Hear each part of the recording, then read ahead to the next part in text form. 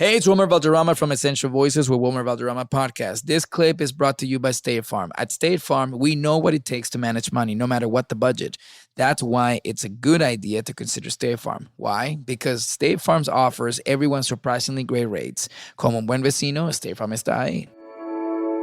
Sometimes at home, we might not have the understanding or the comprehension we may need. And for that, there is incredible souls like you, Dr. Kavner, who is willing to listen and go the extra mile to make us feel heard, make us feel comprehended, and make us feel normal. Listen to Essential Voices with me, Wilmer Valderrama, every Tuesday as part of the My Cultura podcast network, available on iHeartRadio app, Apple Podcasts, or wherever you get your podcasts.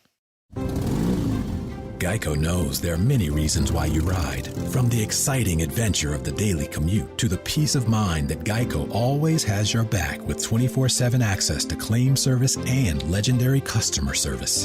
But Pamela Mund had one reason in particular. My skin is extremely averse to most fabrics, except for the soft, buttery feeling of leather. Thankfully, I found my clan of leather lovers in the biking community. It's been life-changing. Geico Motorcycle. 15 minutes could save you 15% or more. To show you how easy it is to file a claim with Geico, we hired a soap opera star. Gracious me, my car has storm damage and I've had to file a claim. Could it possibly get worse? Will my claims team leave me for someone else? Someone less intense? No. Actually, when you file a claim with Geico, you get your own dedicated claims team who promises to stay with you throughout the process. Oh, I've never known such loyalty. I can't wait for the second season. Geico. Great service without all the drama. You're listening to Fox Sports Radio. Hello. Welcome to the Joy Taylor Show on Fox Sports Radio. I am Joy Taylor alongside Iowa Sam and Lee on this beautiful Saturday afternoon. It's hot. It is hot out here in Southern California. I don't know why. I think it's the fall. Must have been that pumpkin spice latte I had a couple weeks ago because it is cooking out here. It is like 95 degrees, and I have a sweatshirt on, and I don't know why, because it's college football Saturday, and around the country, it looks like it's fall. Georgia is dumping on Arkansas right now, 24-0, beginning of the third quarter. Michigan is up 13-10 over Wisconsin as they kick off the second half. We'll talk to Amina J. Smith of NBC Boston about just a little game. Little homecoming happening this weekend as the GOAT, Tom Brady, returns to New England. Want to get her perspective being in Boston. Just the fan base there, what she's hearing around the city. I'm very interested to see what the reception is going to be from the fans. If you're a Patriots fan, do you boo Tom Brady? Do you test the football gods in such a way? I wouldn't recommend it. But I do think it's going to be a good reception for Tommy back in Boston this weekend, which is a game all of us will be paying attention to on Sunday night. We'll also talk to Mark Sanchez of Fox Sports. He has a really interesting perspective on the rookie quarterbacks. Obviously, he has a lot of experience playing for teams that get a lot of attention. His time in New York, so we can talk to him about Zach Wilson and, of course, the story that I am obsessed with, which is Justin Fields, which, by the way, Matt Nagy still has not announced a starter for Sunday, if you can believe it. It's still happening. Big debate between Nick Foles and Justin Fields. It's remarkable. So we'll talk to him about that. And, as we mentioned with my good brother, LeVar Arrington, Josina Anderson will join us later today, and she has a new show. Obviously, she has her company Undefined, and she just joined CBS Sports, doing some reporting and stories for them as well. So we will talk to her later on. And it's a working title, so don't be mad at me because I'm really bad at names. So maybe Lee and Iowa Sam, you can come up with a better name. But I give you like my top 5 games that I'm most interested in every weekend. And then I give you 2 picks where I'm going to make some money so I can retire at the age of 50. And so I'll give you 2 picks and my 5 favorite games. And I have a name for it, and it's really terrible, but it's a working title. So it's the Fab Five and 2 dimes. Is it awful? It's a bit cringe. It's a wee bit cringe. It's not bad. Maybe it can be shortened just a tad. Okay, so we'll find a better name for it. If you have a suggestion, tweet it to me. Yeah, at Joy Taylor Talks. I will give you credit, and that's all you'll get, because that's all I'm giving right now. But I need a better name for it. But I will give you my top 5 games and why, and my 2 picks later on. But let's start with that reunion that is happening. Tom Brady returning to New England. We've been talking about it all week. We really actually started talking about it last week, because it is such a big deal that the greatest quarterback to ever play is returning to New England, where they are not playing well. They have his replacement in Mac Jones, who I'm not going to say he's been terrible. He's been doing what they've asked him to do, but we've not seen anything spectacular from him yet. I actually think Mac Jones, I would love to have a conversation with him about how he's feeling about everything leading into Sunday. Because if I'm Mac Jones, I am the most nervous person on the field. I mean, you're across the field from the greatest to ever do it.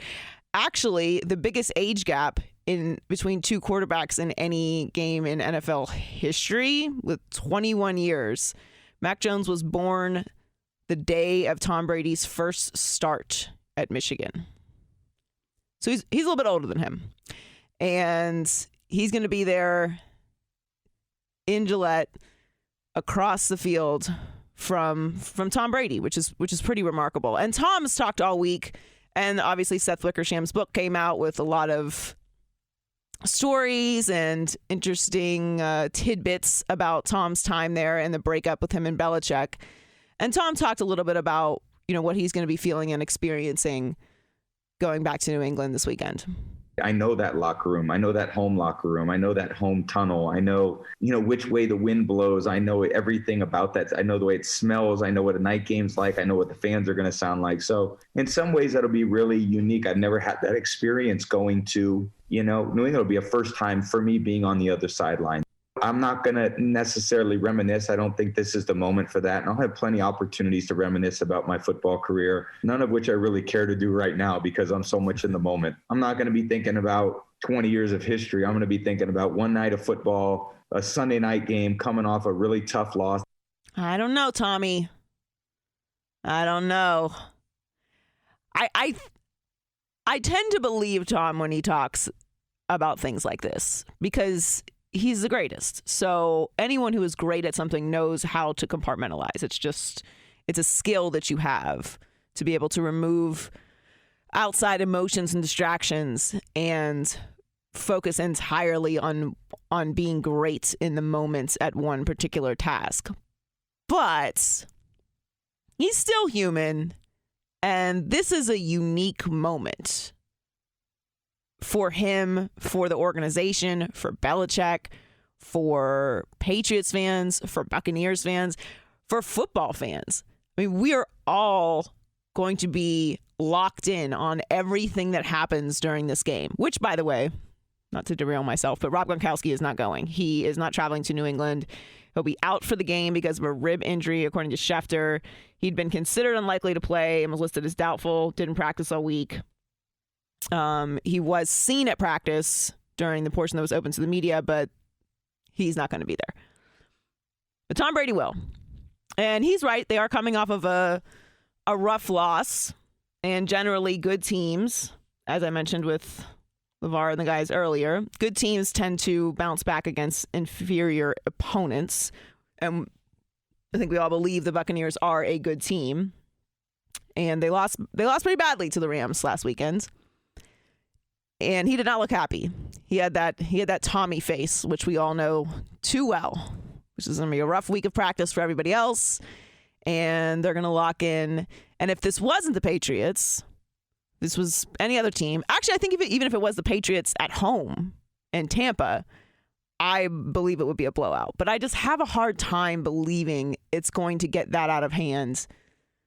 I got to give Belichick some credit, right? He is still the greatest coach in NFL history. He does know Tom a little bit. Now, you got to have the personnel to be able to do that. But, the Buccaneers are coming off a bad loss. Like, it can happen. So I think the two main things that I'm looking for obviously are the emotion in Tom Brady.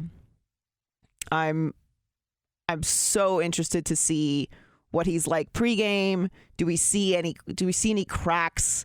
Obviously, how he plays is how he's going to play. I think he can compartmentalize that.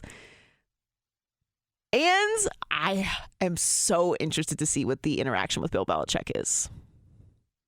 I don't know if there's any lines for this. Like, do they hug? Because Bill does not a hugger. Personal joy note, not a huge hugger either. I gotta know you personally. Not a big stranger hugger.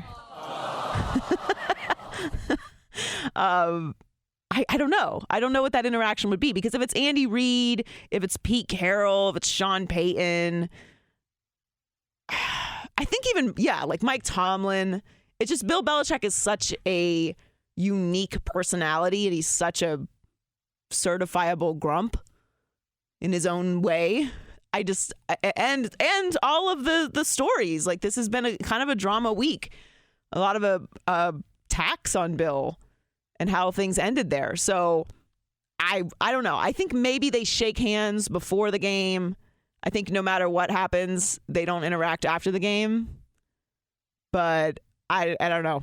I don't know if anyone else is interested in that, but I am so interested to see what their interaction is. Joy, I think what I see happening is a little bit of, like that, like you grab sort of like the arm and then you kind of give him like a little pseudo hug. That's what I said. Just a little bit of a. That's what I said. Grab like a handshake. And then, a handshake, right? Like the loose kind of like dap, and then sort of a attaboy, like a little pat on the shoulder, like a little pat, squeeze. Yeah, like not quite a hug, like a little extra touching, so that it's. We have interacted. It didn't just shake hands. That's what I think is going to happen too. I see that. I like it. I like it too. I mean, they're not. Can you bet on it? Is the question. I know. I want to. I think that's what happens. I definitely don't think they hug. And again, I don't know if anyone else is interested in that, but I just think it's interesting. I think the way that things ended there was some animosity. Obviously, they're not seeing eye to eye, or he wouldn't be in Tampa Bay to begin with. So. This return, the whole story behind it is so interesting to me, and I can't wait to see what happens on Sunday. They're currently favored by 7, according to Fox Bet. I'm going to stay away from this game just because I don't know what to do with the emotion factor for Tom Brady, for that building. It's just there's too many unknowns in that space for me. And if he wins, if he beats the Patriots, which I assume that they will, he will have beaten all 32 NFL teams. The greatest to ever do it. So we will talk to Amina Jade of NBC Boston more about Tom Brady's return and what she's hearing. You can follow her at Amina Jade TV. We will talk to her at the bottom of the hour. Coming up next, though, what loss this weekend breaks a team that at the beginning of the season we thought were contenders, whose season is pretty much on the line this weekend? That's coming up on The Joy Taylor Show on Fox Sports Radio.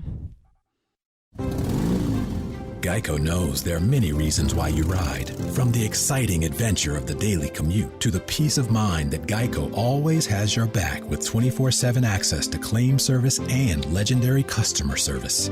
But Pamela Mund had one reason in particular. My skin is extremely averse to most fabrics, except for the soft, buttery feeling of leather. Thankfully, I found my clan of leather lovers in the biking community.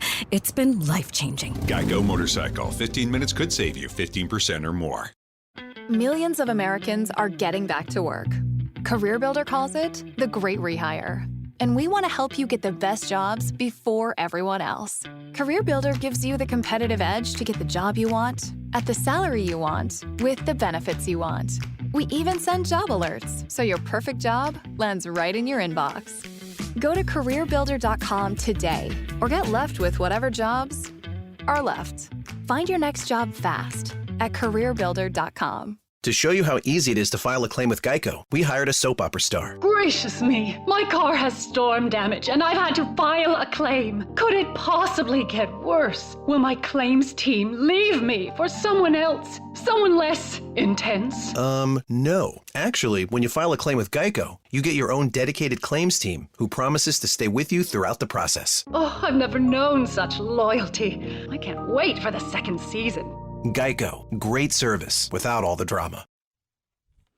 Welcome back to the Joy Taylor Show here on Fox Sports Radio. Brought to you by one of our favorite cities, Las Vegas, the greatest arena on earth. Plan your trip today at visitlasvegas.com. I'm going to Las Vegas next weekend.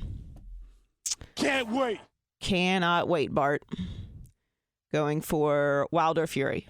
Only for the day, though, obviously. I will be here with you guys next Saturday from 2 to 4 Eastern. Same bat time, same bat place. But after that, I'm getting on an airplane and going to Vegas for the night, which is one of my favorite ways to do Vegas. Visit LasVegas.com. We'll talk to Amina Jade at the bottom of the hour. Again, she is in Boston at NBC Boston, so she's going to have lots of perspective on the Tom Brady return, as well as the game, which is a very interesting matchup and a really important one for the Patriots. I almost said Brady and the Patriots. How many times is that going to happen on the broadcast, though? Right? Like, that's almost an impossibility. Old habits die hard. You know? I mean, he spent 2 decades there. 20 years. It's insane. It's really remarkable what his career is. I think Brady, we're very spoiled with Brady and with LeBron, that we're just so used to them existing and being as amazing as they are that we're just used to it. We're completely spoiled. I don't know what is the NFL going to look like when Tom Brady isn't in it? I don't know. It's been so long. I don't even know if I remember. At the age of 34, that's how long he's been around. You alluded to the booing thing at the beginning of the show, or maybe I don't know. It's been coming up in conversation on Fox Sports Radio, and I just think that if there's a single boo, it's like booing Santa Claus. Do you boo the person who brings you gifts, who brings you Super Bowls? Well, I mean, or are they just going to be drunk and booing? If he was only bringing you gifts and then he left you to only give other people gifts. His time was done.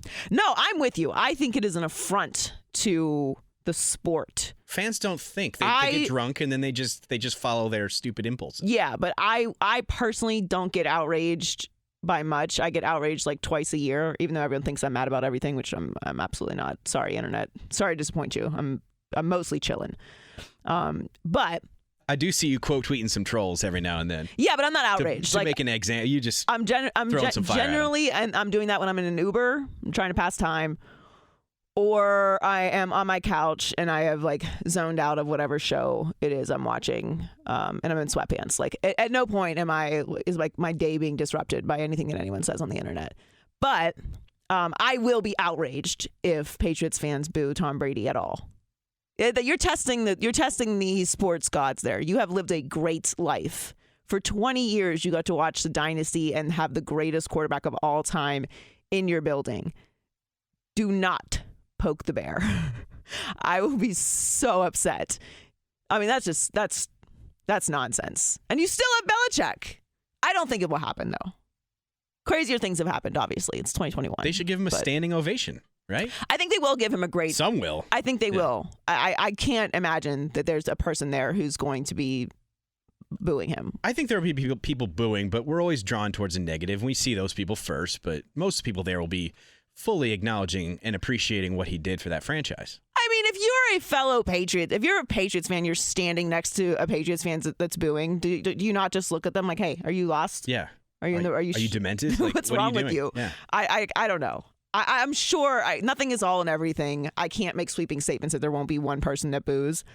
That's fine. But I'm talking about any sort of collective sound of, disrespect for the return of Tom Brady from the Patriots fans or like that space, I think could result in maybe the rest of your time being a fan, you never win again because you've been blessed and you need to be grateful. You could be Dolphin. You could be me. You could be a Dolphins fan that have suffered at the hands of Tom Brady for 20 years. You could be on the other end of it. But we'll talk to Amina a little bit about it in a couple minutes, and she'll have some more perspective. Before the break, I teased a team that we really need to pay attention to this weekend. particularly I'm paying attention to because I picked them to go to the Super Bowl, and I'm going to look super wrong if they start the season consistent with what they're doing right now, which is the Seattle Seahawks at 1-2. So if they start 1-3, which is entirely possible because they're playing San Francisco this weekend, who is also a contending team, it's going to be rough. And they have blown 2 back-to-back 10-point leads, I believe, or double-digit leads. They've blown double-digit leads in 2 straight games. Last year, they started 5-0, finished 12-4, and won the NFC West. And they're 3-point underdogs to the Niners. It's entirely possible that they lose this weekend and start 1-3, which is just remarkable. I mean, that division is obviously impossible, but Russell Wilson has never lost 3 in a row. And he was asked about it, and he was like, they were like, what do you attribute that to? And he said, not thinking about losing 3 in a row, which is right. Like, that's you don't get into that mentality that you're losers, but that could happen this weekend. So, and if that happens, I don't know how they turn it around. I mean, they could obviously still get a wild card, but the Rams are unbelievable right now. Matthew Stafford is everything that he was billed to be, getting great protection. They look amazing. The Cardinals are not that they were not a bad team last year, but they have taken such a step up. And Kyler Murray is like one of the best watches in the NFL right now. And again, the 49ers are always going to be consistent. Like as long as they're healthy, they're a problem. So you can't afford to slip in that division. Like there are some other teams, obviously pointing to the Colts, who are 0-3, which is really surprising. But that division, Houston is 1-2. So, I mean, nobody's worried about the Chiefs. So it's really like that division, you can't start the way that they're starting. And this weekend, they're going up against a divisional opponent who is a tough opponent in the Niners. And don't make me look like a liar, Seattle. I don't appreciate that. I was really, really high on you going into the season. And yeah, I mean, this is looking bleak really quickly. Wisconsin is up 20-10 on Wisconsin. Michigan is up 20-10 on Wisconsin currently. We will get you the rest of the college football updates at the bottom of the hour before we talk to Amina. And Georgia is up 27-0 on Arkansas. So yeah, I mean, to mention the Colts and the Chiefs really quickly. I mean, the Steelers are. I mean, whatever. They're at the bottom of that division. I didn't think that they were going to be a playoff team this year anyway. Big Ben has looked rough. They've had horrible injuries, and they cannot run the ball. They are the worst at running the ball in the entire league. You're not going to win in the AFC North doing that. You're really not going to win anywhere in the NFL doing that, but especially that division. So, it's the Chiefs, the Colts, and the Seahawks that are the teams to pay attention to this weekend, that really their seasons could turn if they don't get a win. So Seattle is playing San Francisco. Seattle currently at the bottom of the standings in that division. The Colts play the Dolphins, which is kind of interesting. I'm staying away from this game. But I mean, Jacoby Brissett hasn't been playing bad, and it's in Miami. So I don't like the Colts could very well lose that game. And then that's going to be really tough for their season as well. But again, that division is not the NFC West. If they can get healthy, they can turn it around. And then the Chiefs play the Eagles this weekend. I think the Chiefs will win. And they're the team that I am the least concerned about moving forward with this start, because we've seen what they do. Now, it is on the road, and I like Philadelphia. I wasn't expecting that game against Dallas to be the blowout that it was. But it is a divisional game, and it's Dallas's home opener, and that's went the way it did because Dallas's defense is a lot better than it was last year, which no one's really paying attention to. They'll catch on, and I think this weekend will be a good test for them and a good example of what the Cowboys are capable of. It might be one of my special picks in the Fab Five. What did I call it? The Fab Five and 2 dimes. It's such a terrible name. If you are listening, please tweet me with a better name for my 5 favorite games and 2 picks. Oh, wait, we have one. House Full of Joy or Joy's Full House? Joy's Full House? It's working. I don't hate it. That's from Arn_4242. I'm going to think about it. So it's Fab 5 and 2 dimes, it is really long, or Joy's Full House. We're still taking suggestions on that. But I will give you my 5 favorite games this weekend and 2 picks, and maybe that Panthers-Cowboys game is in it. I cannot confirm just yet. Maybe.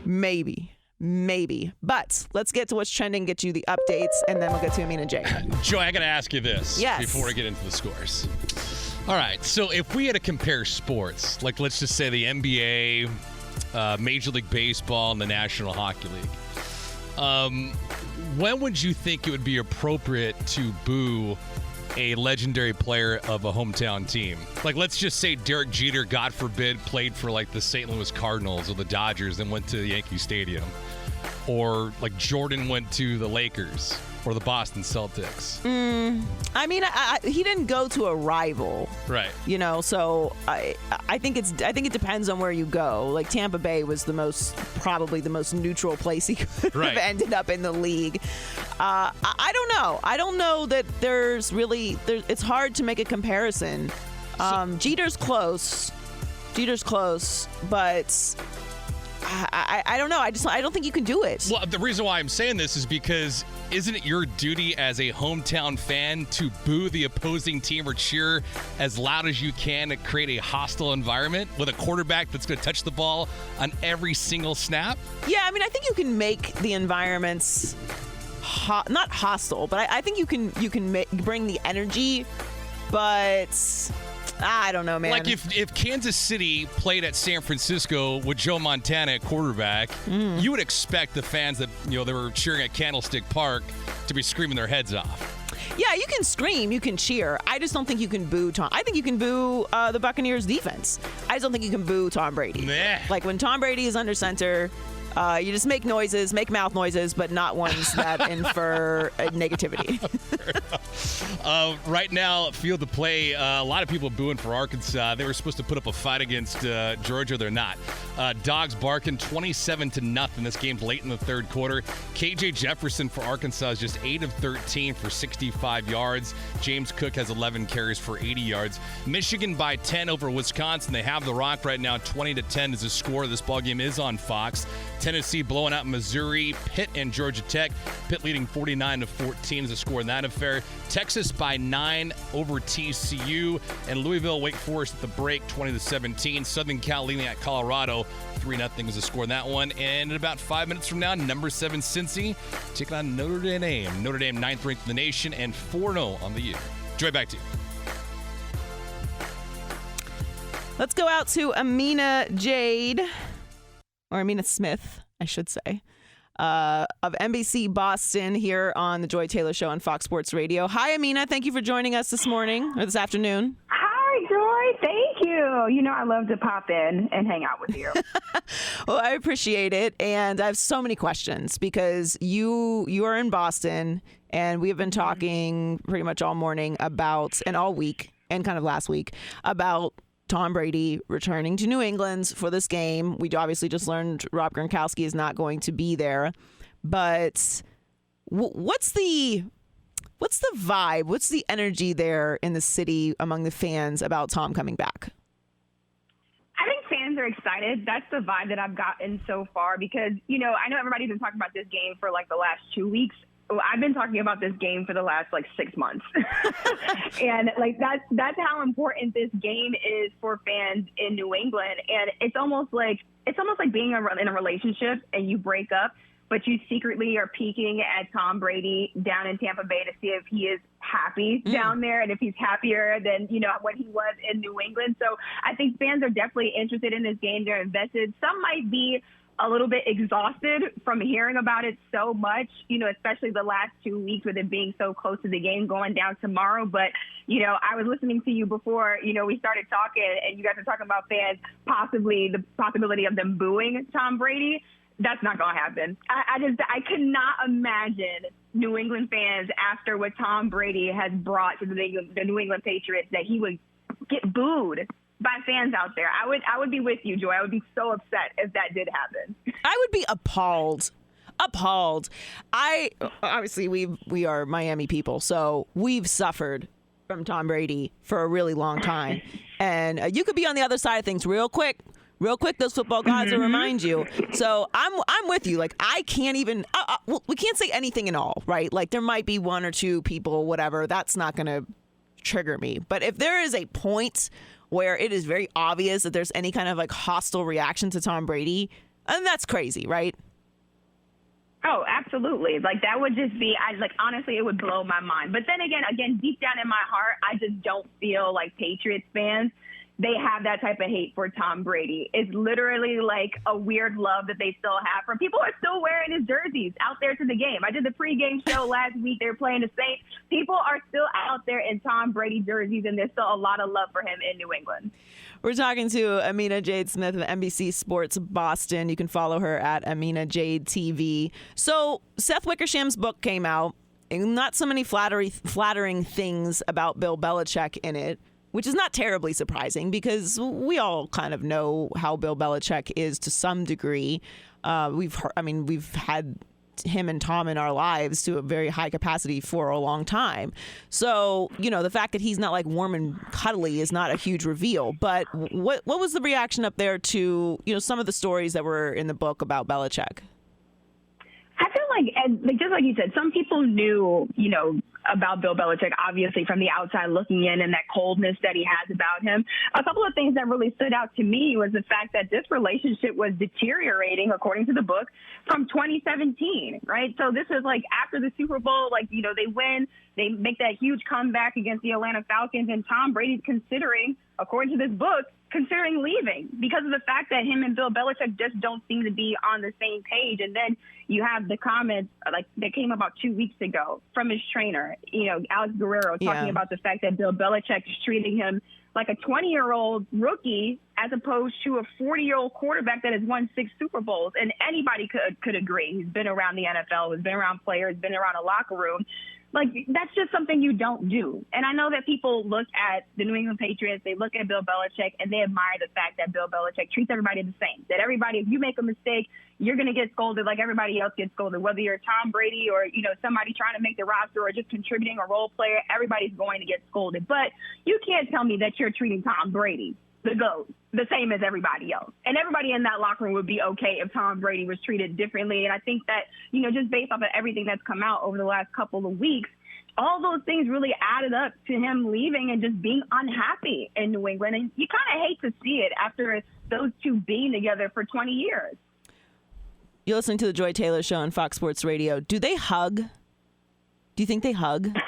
I think they do. I think you think they do hug. You think they actually they bro hug? Because what I think is that I think they kind of shake hands, like dap up, and then do kind of the shoulder grab. It's like a half hug thing, like a what I mean, like just like an extra touch, but not a full embrace.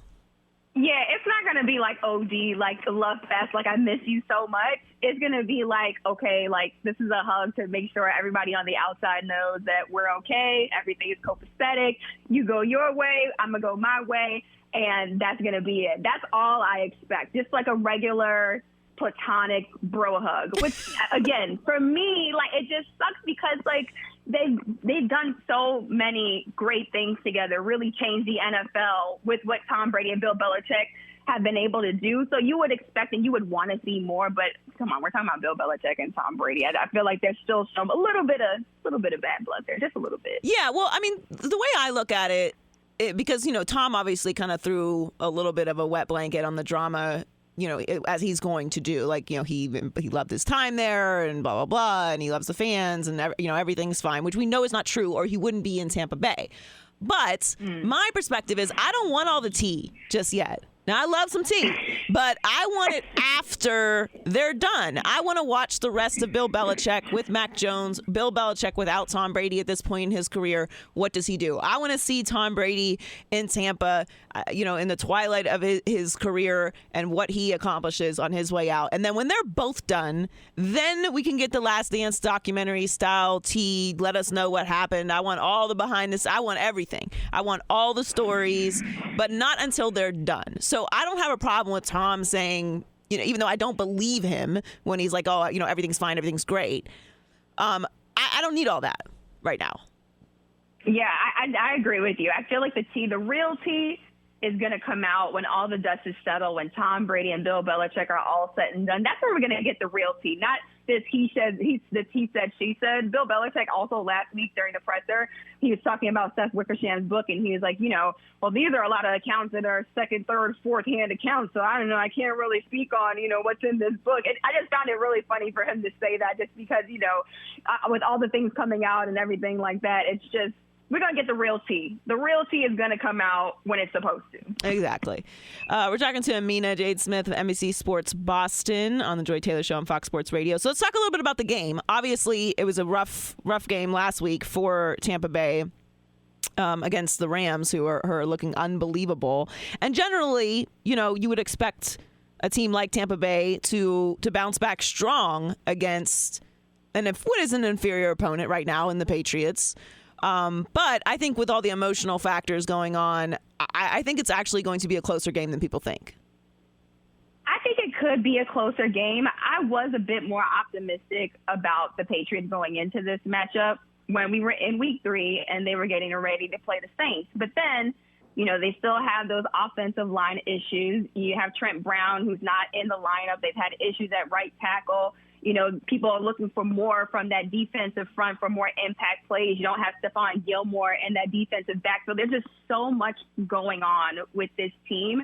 I'm not going to lie, Joy, my confidence level is very low going into this matchup. I went from, having maybe a 25% chance of the Patriots, coming out with a win, which is even still a stretch with 25%, to after week 3, I was like, all right, y'all brought me down to about 6-7%, because I don't know. I just don't know what team is going to show up, if you guys are going to show up. And then, you have to consider also you have more than half of these guys, or maybe about half of these guys on the 53-man roster who weren't on this team last season. So there are a lot of new faces. Bill Belichick and Robert Kraft, they did a lot of investing during the offseason and free agency. You have Johnny Smith, Hunter Henry, Nelson Aguilar, and we really haven't seen anything from those investments just yet. So I don't know, Joy. My confidence it's kind of low. I'm not gonna lie, it's kind of low.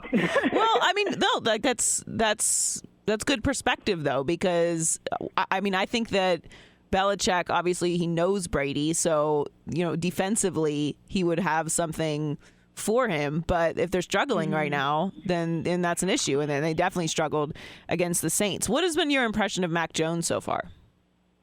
My impression of Mac Jones so far is that he's as advertised. Like, I know going into the NFL draft, all the talk was about how, Mac Jones isn't as athletic as a Justin Fields or, any of the other quarterbacks in the first round. However, I think that Mac Jones is in the perfect situation for him, with Josh McDaniels as his offensive coordinator, and then you have Bill Belichick, obviously, as that head coach. And I think that they put him in positions to be successful, which is why we're seeing him be successful on the field for these first couple of weeks of his NFL career. You match him up with any of the other rookie quarterbacks that came out of this class, and he's by far doing the best. And I think that's because of the situation that he's in. So, I think I was pleasantly surprised by the fact that, we know that Bill Belichick, values a lot of the fact that Mac Jones is able to intake a lot of information and process that information quickly, which is why he's won that starting job. And I think for me, seeing that leap from, Mac Jones being in college to where he is right now, that's just been the biggest surprise, is that he is as advertised, because as you know, that doesn't happen all the time. Right. I think Mac Jones is going to be crazy nervous, actually. We're talking about Tom Brady and Bill Belichick and the fans, and I'm like, Mac's over there just a little baby across from the GOAT. 21 years older in his house, the house that Tom Brady built. So I would love to talk to Mac as well and get what he's feeling going into this game. But it's going to be a great matchup. We're all looking forward to it Sunday night. Thank you for joining us, Amina. You can check her out, NBC Sports Boston, Amina Jade TV on Twitter and Instagram. Follow her. She does great work. Thank you so much for joining us. Enjoy the game. Thank you. You two have a good one. We will be back on the other side with Joy's Full House. Is that what we called it? Is that what it is? I don't remember. I think so. I think it was Joy. Oh, thank you, Bill, for your contribution. Sorry, don't You're listening to the Joy Taylor Show on Fox Sports Radio. 15 minutes could save you 15% or more. Is that Shakespeare? Nope, it's Geico. Yeah. That's Shakespeare from one of his unpublished works. Oh, it be not for awakening. Nay, giveth thou the berries. For 15 minutes could save you 15% or more. Nope, it's from Geico, because they help save people money. Well, I hate to break it to you, but Geico got it from Shakespeare. Geico. 15 minutes could save you 15% or more. Good afternoon. Would you like to try a free sample of our double fudge brownie? Oh, sure. That's very good. I'll just take one more, just to be sure. Yep, still very good. Some things never change, like never being able to take just one free sample. And Geico saving folks lots of money on their car insurance. Is that macadamia nut I taste? Let me take one more. Sir? Yeah, I thought so. 15 minutes could save you 15% or more. Welcome back. The Joy Taylor Show on Fox Sports Radio. Beautiful Saturday afternoon. College football Saturday. Cincinnati, Notre Dame is on the way. No scores as of yet. Michigan's up 23-10 on Wisconsin, and just threw an interception. Cincinnati was actually a favorite in this game coming in. Can you believe that? Yeah. I'm very interested to see how this game goes. I think it would make sense that Cincinnati's favored. I mean, it is a Notre Dame home game, so I guess that's a bit curious, but thank you to Amina J for joining us. She was great. Lots of interesting stuff on the situation in New England with Tom Brady returning. We'll talk to Mark Sanchez at the bottom of the hour. But Joy's Full House. Let's go. I don't know if we're sticking with that name, but we're going to go with, you know what? Whatever the favorite suggestion is for that Saturday from Twitter is what we'll call it. But it's just my 5 favorite games and then 2 picks that I really like this weekend. So these are in no particular order, but I am really interested in this Chiefs-Eagles game. We got a little high on the Eagles. We got a little crazy. And then we came back down to earth after that Cowboys game, but it was a division game and Dallas's home opener.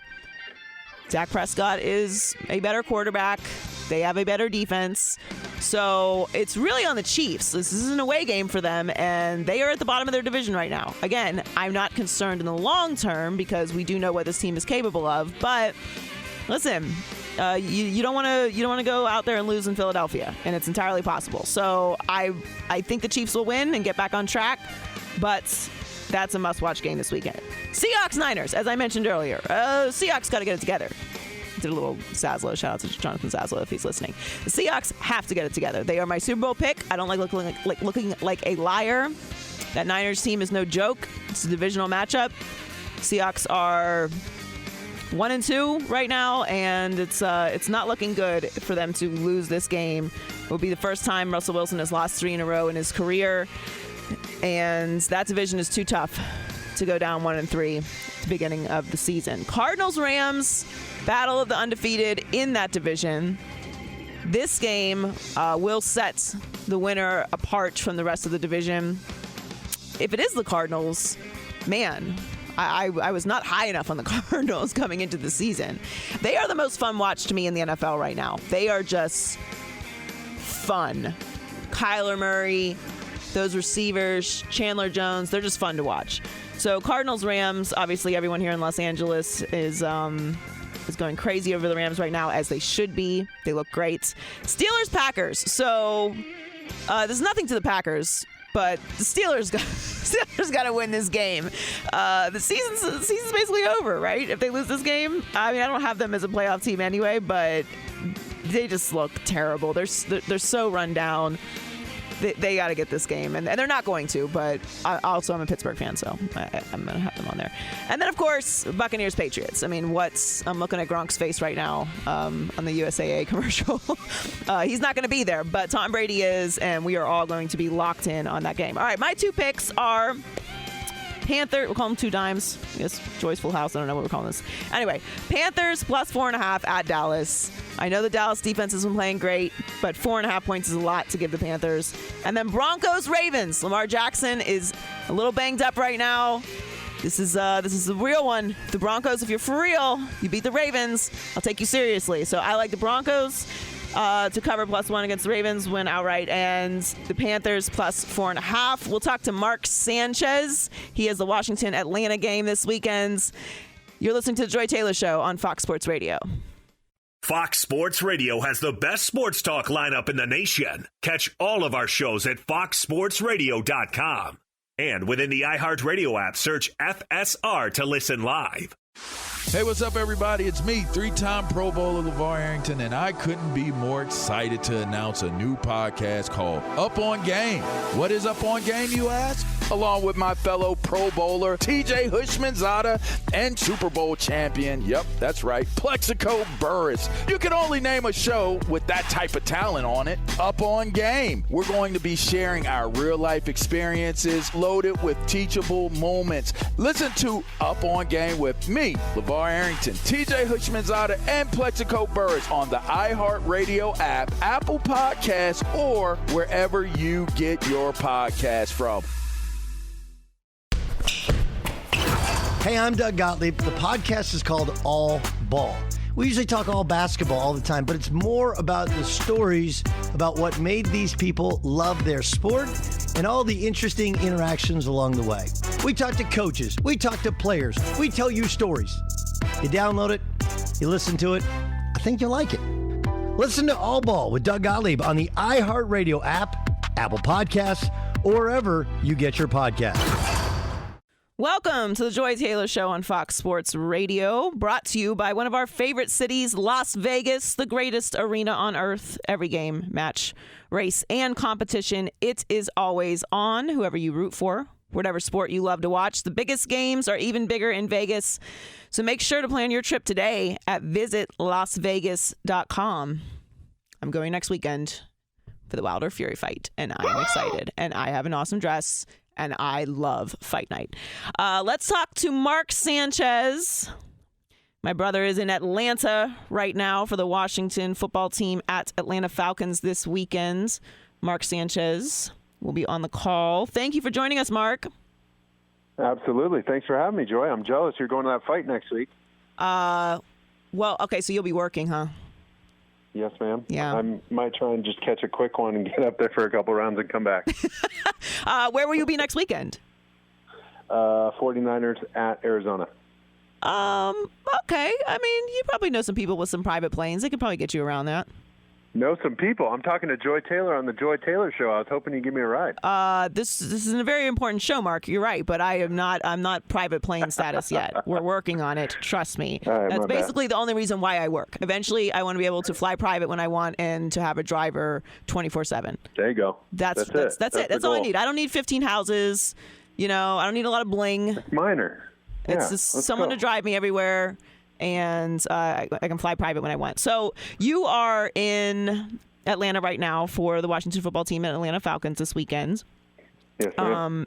That Washington defense, not the same as last year. It's been struggling. What's up? No, and it looks like they built it the right way, right? Like, hey, we're going to rush forward because we drafted our front four and a couple other guys in the first round. We got everybody up front coming after you, and the problem is, they're not pressuring the quarterback. I mean, Josh Allen had a ton of time. Granted, he did get the ball out quickly.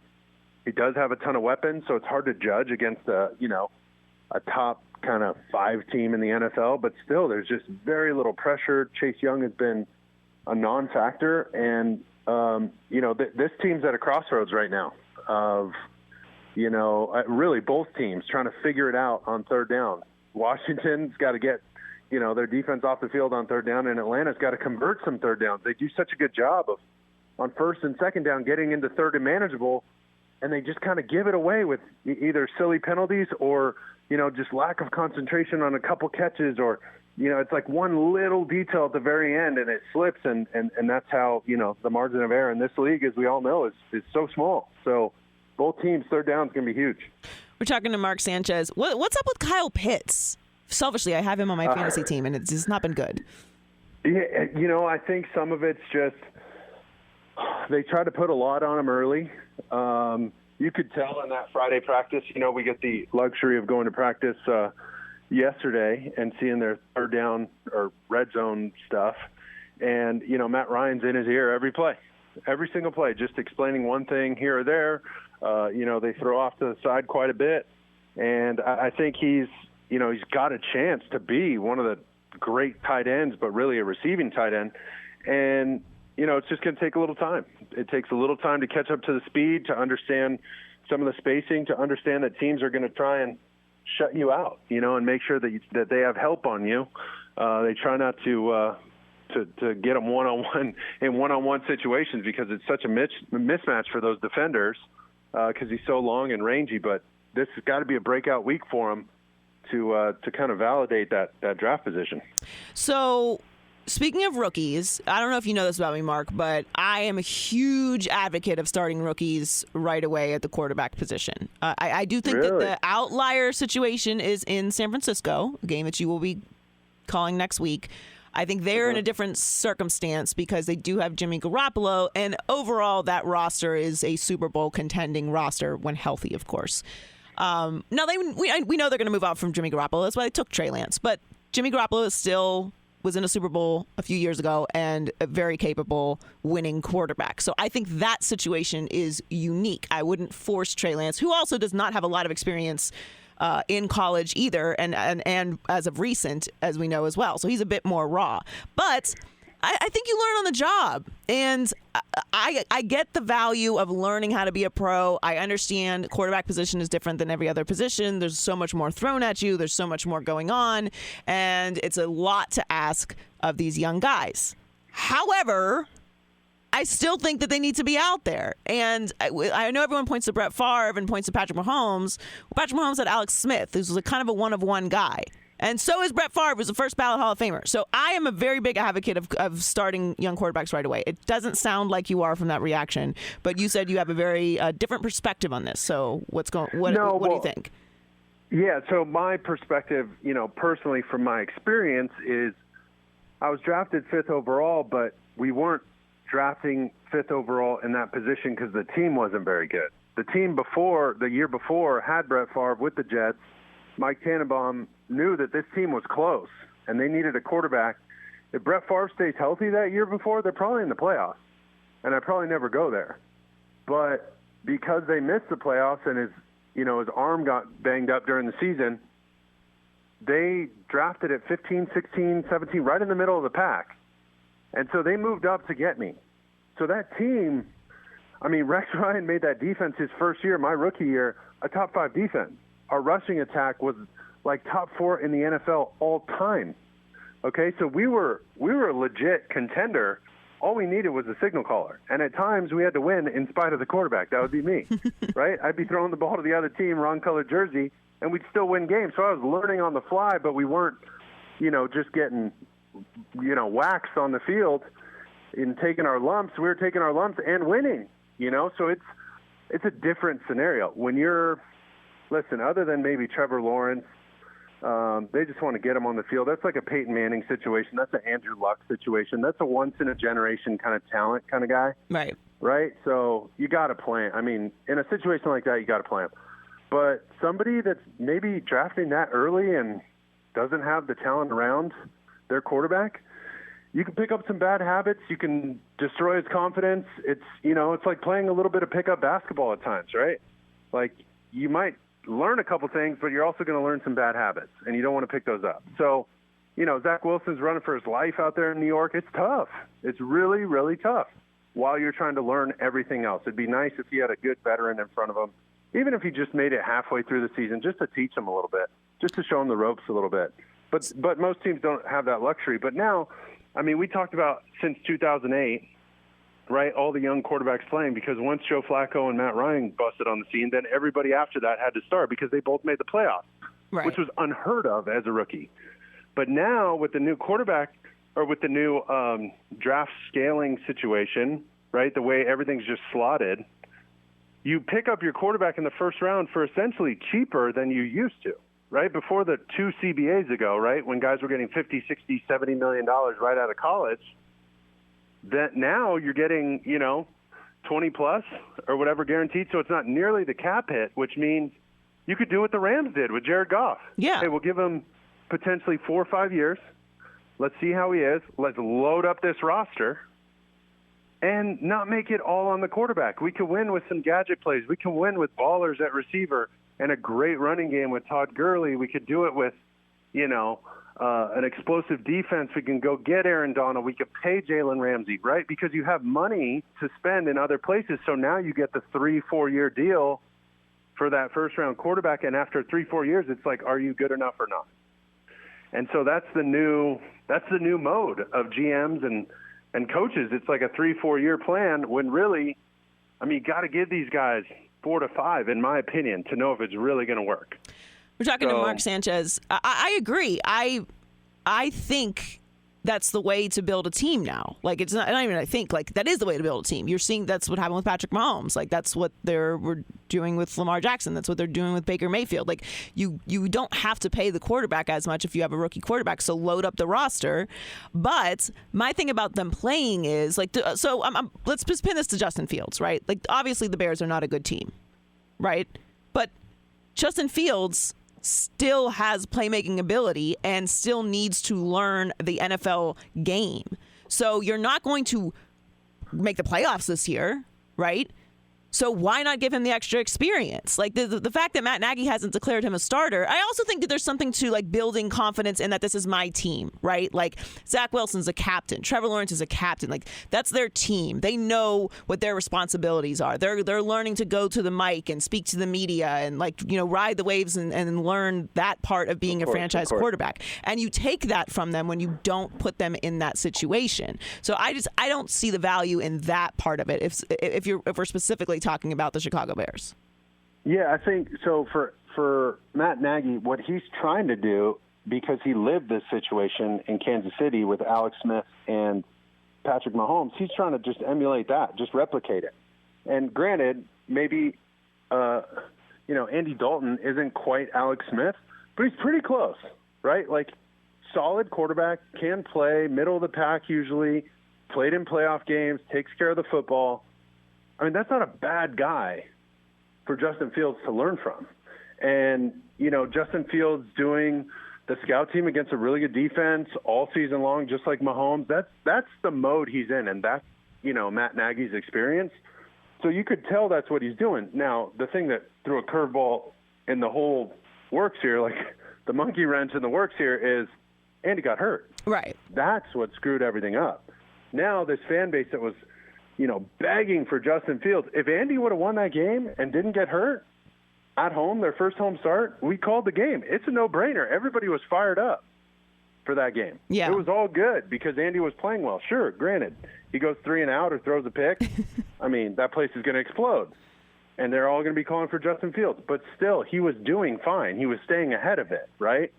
And if he's not hurt, he's still the starter. Because he does give them probably the best chance to win just based off of experience, understanding down and distance, taking care of the football, all that. But here's the tough part is when Justin Fields did get the nod, I would have expected, 10 no-brainer completions. I would have had every screen in the book up that week. I would have repped those 20 times each just to make sure we could get him 10 completions. You know what I mean? Like as much quick game, as much movement throws, as many nakeds and easy just pitch and catch type plays, I would have had all those up. Yeah. In my opinion, just to give them a chance, right? Just to get it off the ground, even if you have to Mickey Mouse it and piece this thing together, fine. All you got to do is get through a game, right? Like get through the first quarter, see where we're at. Okay, let's figure out where we are, but keep just feeding this kid easy completions. That would have been my game plan if we're going with Justin Fields. And granted, teams would catch on to that very fast, but you cross that bridge when you get there, right? This isn't like, oh, we got to win 10 in a row. Let's just get through a game. You know what I'm saying? Yeah, Myles Garrett had something to say about that a couple times. Oh, my God. He was all over the place. I felt bad. I know. It was tough. I mean, it's tough, though, when you get into those third and longs and the defensive line knows, hey, man, this is a track meet. We're going to pin our ears back and just meet at the quarterback. I mean, it's tough on the O-line. It's tough on the rookie quarterback. His time clock speeds up. I mean, that's like the last thing you want him to have to do, right? Because it's the toughest thing. So you try and avoid those pitfalls if you can, or limit those numbers of pure drop back passes to the fewest you possibly can. We're talking to Mark Sanchez on the Joy Taylor Show on Fox Sports Radio. Before I let you go, there are a few contenders that are struggling right now: the Seahawks, the Chiefs, and the Colts. I won't put the Steelers in that conversation because I don't think that they're a contending team anyway. But which of those teams are you most concerned about? Because for me, it's the Seahawks in that division. I have faith the Chiefs will bounce back this week against the Eagles. And the Colts, obviously have some injury issues, but that division is still not great. So to me, the Seahawks are the most concerning, especially this weekend having San Francisco. But who's been the most shocking to you? I'd absolutely agree with the Colts, like you said, just injury riddled right now, and that's tough. I mean, once you get bit by the injury bug, I mean, all bets are off. It's hard to judge where they're going to end up based on how healthy they can be. As far as the Chiefs go, you just feel like, you're just never really worried about them because of all their firepower, right? Even a couple years back, I want to say when their defense was really struggling and they had to win, in these shootouts every week, you just kind of have confidence, like, all right, they'll figure it out. They're like the Golden State Warriors. No matter what, they're going to score 30 points, so they'll be okay. With the Seahawks, I'm just a little concerned because, Coach Carroll, we called their game last week against Minnesota, and they just kind of ran out of juice a little bit in the second quarter, and it all started on a silly third down play where on the backside of a route, not even a part of the play where Kirk Cousins is looking, they give him a free first down by holding a receiver. That's like not even a part of – I mean, he's in the route combination, but so far back, it was just silly, right? Boom. Ever since that play happened, I mean, it's like the Vikings never look back. Yeah. And the Seahawks just completely lost their mojo on that one drive. And after that, the crowd got into it. They started getting farther and farther behind. They almost had a big splash play and a comeback from Russell Wilson. It didn't quite pan out. And then it looked like they were reeling a little bit. And my fear for them is just because of their division, like you said. That's what's tough because those other squads, I mean, those guys are going to rip off some wins here. The 49ers can go on a 5, 6, 7-game win streak, no problem. Same thing with the Rams. They just beat the defending champs. I mean, they look unbelievable. And then who's going to stop Kyler Murray, right? Maybe it's not a sustainable way to play, but you got to play him twice a year. I mean, those are two tough ball games. So that, to me, is my fear, is that division can run away from them quickly if they go on a losing streak early. Yeah, I'm concerned about them as well. Thank you so much for joining us, Mark. Really appreciate it. Make sure you check out Mark Sanchez on the call tomorrow, Washington at Atlanta, the Washington football team. Thanks, Mark. Enjoy your day. Appreciate it, guys. Take care. We will talk to Josina Anderson at the bottom of the hour. She has just joined CBS Sports, and I want to get her perspective on this weekend. And she has some nuggets too. All-time reporter, and so I want to ask her about the Watson situation, which she had to report on this week. What's going on with Lamar Jackson and the rookie quarterbacks as well. So we'll talk to Josina at the bottom of the hour. Coming up next, are we being unfair to Bill Belichick? We'll discuss on the Joy Taylor Show on Fox Sports Radio. Joy Taylor Show on Fox Sports Radio. How about that Super Bowl halftime show lineup? Okay. See you, Jay. Amazing. Dr. Dre, Mary J. Blige, Snoop, Kendrick Lamar, Eminem. 43 Grammys on that stage for the halftime show. I'm looking forward to it. Obviously, the Super Bowl is here in beautiful Los Angeles this year. We're excited about it. And that halftime show is going to be awesome. Everyone always gets real opinionated about the halftime show. And I overwhelmingly saw nothing but a positive reaction. So, this is legends on that stage. It's pretty awesome. We're going to talk to Josina Anderson at the bottom of the hour. Thank you to Mark Sanchez and Amina Jade Smith of NBC Boston for joining us earlier. So I teased before the break talking about Bill Belichick. Are we being a little unfair to him? And I think that we probably are. Bill Belichick is the greatest coach in NFL history. And similar to Tom Brady not being debated as the GOAT anymore, neither is Bill Belichick. Like, he's still the greatest. Now, look, start with Mac Jones. Been a little bumpy. Last year, a little bumpy. Well, last year was COVID, and he had 8 opt-outs, and Cam Newton showed up right before the season started, no offseason, and then got COVID. There's a lot going on. So I'm going to give him a pass on last year. And I think that the piling, look, he obviously wasn't involved in this book that has recently come out. There's not a lot of flattering things about him so far from the excerpts that we've received about Bill Belichick.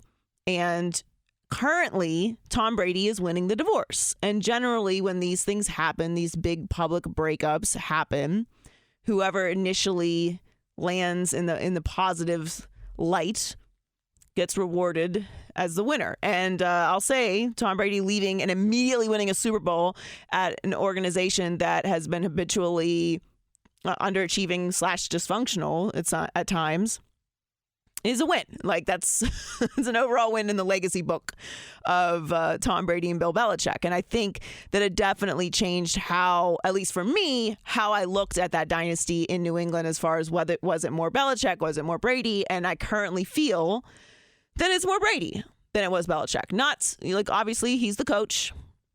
Brady doesn't play an entire side of the ball that Belichick specializes in, but Brady's the winner.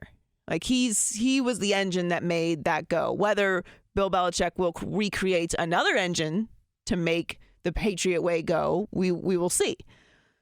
But it's pretty obvious that Brady brings winning wherever he goes, and he's shown that in Tampa Bay. And it's been incredibly impressive. And obviously they won a Super Bowl and he's amazing. He's the GOAT.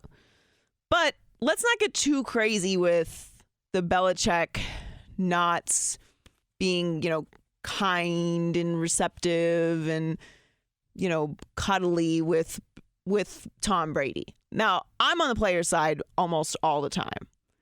If I am a coach, I'm doing things differently.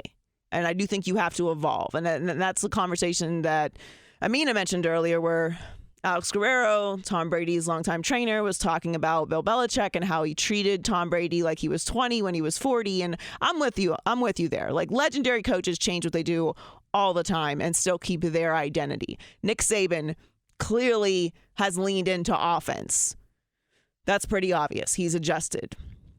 John Wooden changed some things for Kareem. Like, you can move things around. Jimmy Johnson, I treat everyone the same, different. You can move things around as a legendary coach and still keep your identity and your mantra, but you come across certain players where you got to do things a little differently, and you can't treat Tom Brady like he's a 6th round draft pick when he's the most decorated quarterback and player in NFL history. That said, Bill Belichick is still a legend. And I don't want to bail entirely on what he did there and what he built in that dynasty. Belichick's not going to tell his story. Like, that's just not his style until he's done playing. And obviously, I think Tom Brady is not going to play until he's 50, but who knows?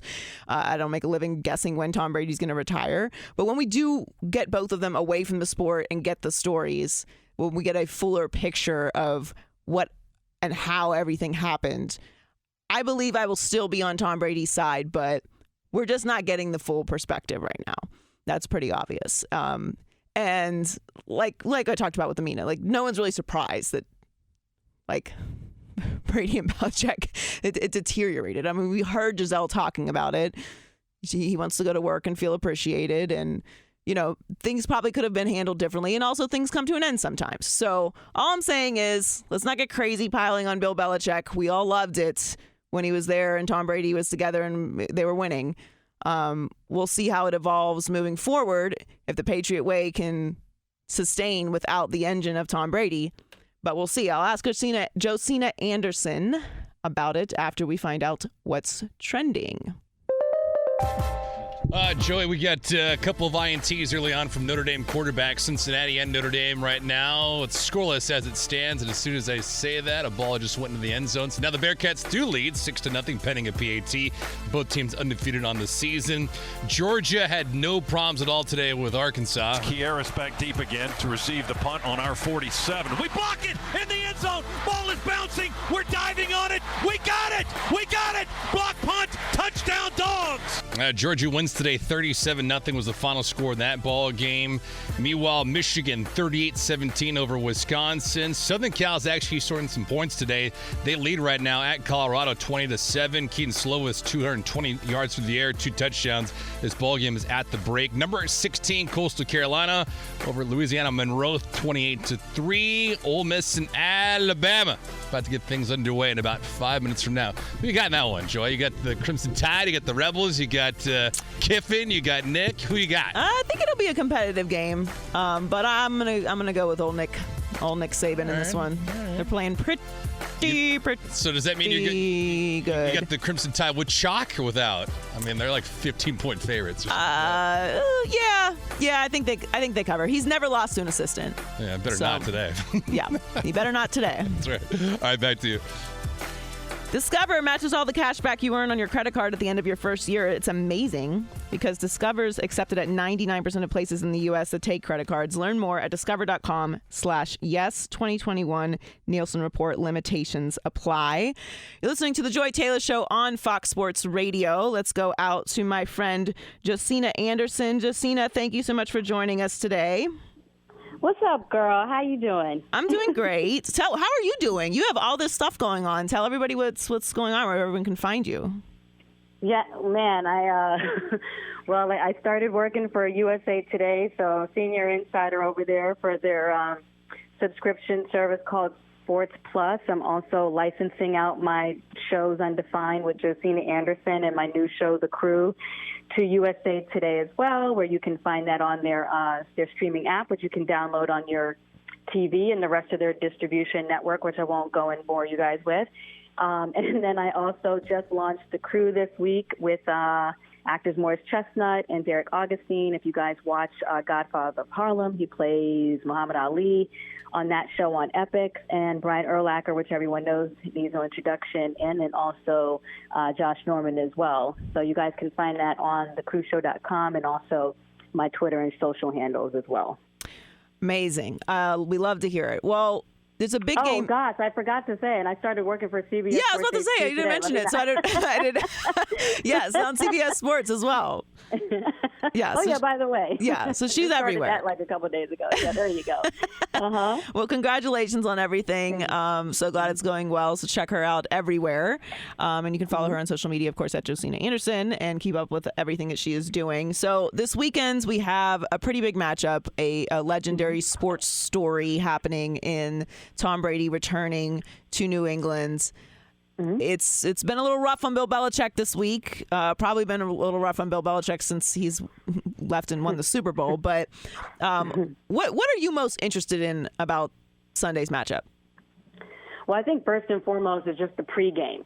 I think the pregame in and of itself is going to be pretty interesting to watch. So if I were going to this game, and I'm not on the road yet because I'm still, setting up the infrastructure of everything that I'm doing, but if I were there, I would be totally on the sidelines trying to get the video of just what happens to see if Tom Brady and Bill Belichick, if they interact. Obviously, if Rob Gronkowski were not out, I would have been watching that as well. And just to kind of see what their whole demeanor is, even if he connects with Josh McDaniels, who he worked with for so long as his offensive coordinator, and just to get an idea of his demeanor. Does he come in there totally, eyes-eyed, totally focused, kind of have his DMX swag and thugging it, I'm not talking to nobody by, or is he going to just be, okay, what's up, let's do this quick hug, and then slip back into my game mode, and then after the game, we'll see what's popping. You know what I mean? Yeah, I'm really interested. It sounds weird, but I want to see if Belichick and him hug. I think they shake hands and do the side arm grab thing for a couple seconds and then move on. And it definitely happens before the game. I'm with you. It's the pregame. It doesn't happen after the game. And who knows? It might not even be that. Maybe they don't even do it because it's just too awkward, or because maybe they're just both media conscious that they know it'll be talked about, so they just kind of get it out the way. But definitely, it's not even just the first 2 minutes before the game. Like, if you could just kind of see that live and the cameras be hovering over for like the first kind of 15, 30 minutes before the game, I would be definitely hawking that.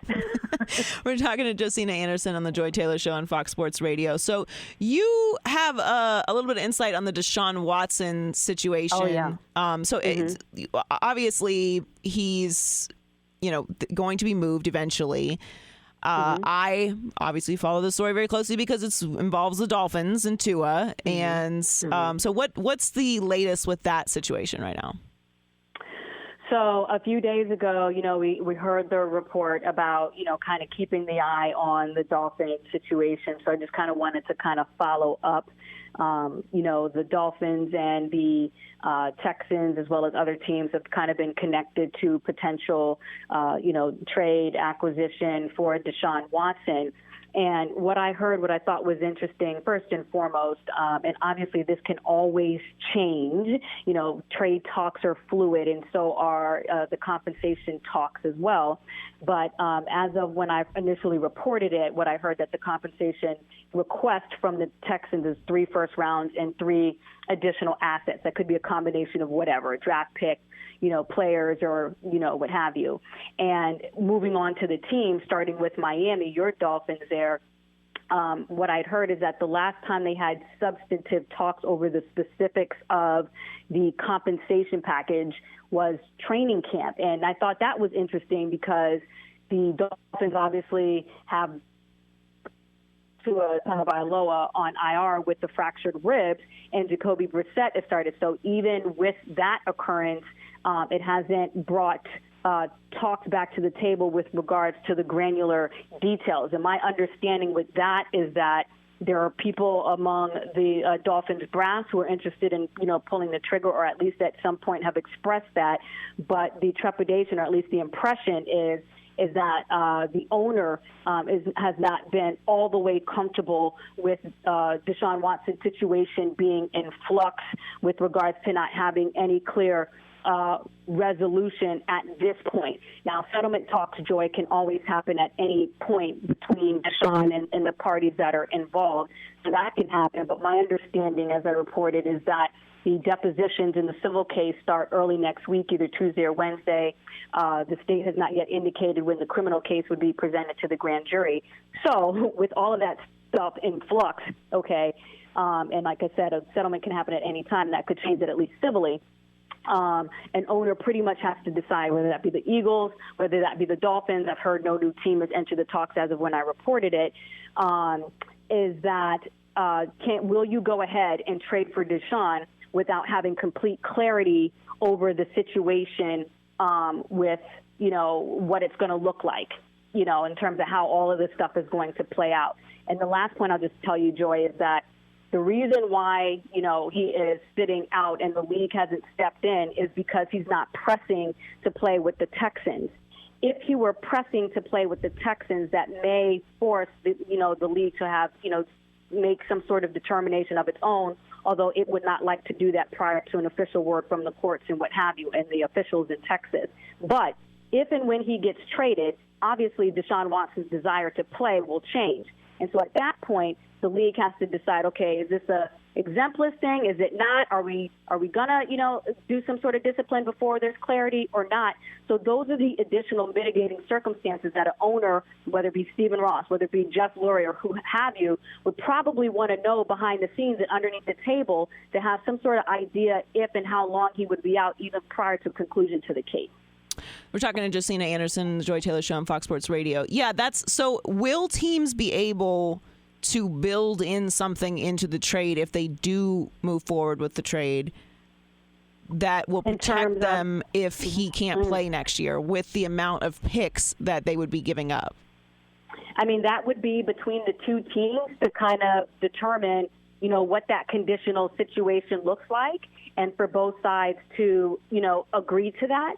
And obviously you have to have the information from the other party, which is, the league, to get some sort of advanced indication as to what that would be. And then you have the unpredictable, sort of predictable element, which is how is the community going to react relative to the team that looks like they would push the dice in front of the table and go ahead and move forward.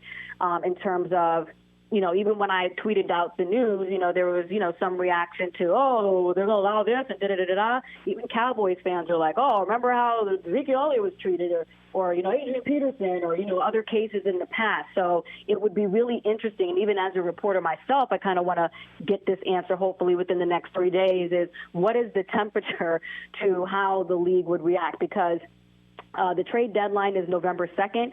That's the deadline. What is it today? Today is October literally 2nd. a month from. Yeah. There you go. So literally a month from today is the trade deadline. After that, if Deshaun sticks to not wanting to play, then he's not going to play the rest of the season, and this becomes moot. Right. It's such a nuanced conversation around the entire thing. And you're right. What is the community reaction? What is the reaction from fans? And he also has a no trade clause in his contract, so he can veto a trade as well. And the whole situation is very complicated. I personally don't understand from the Dolphins' perspective.